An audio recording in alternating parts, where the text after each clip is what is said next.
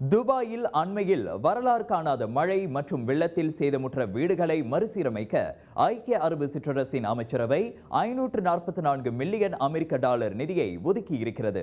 வீடுகளின் சேதாரங்களை மதிப்பிடவும் இழப்பீட்டுத் தொகையை விநியோகிக்கவும் அமைச்சர் நிலையிலான குழு ஒன்றும் அமைக்கப்பட்டுள்ளது.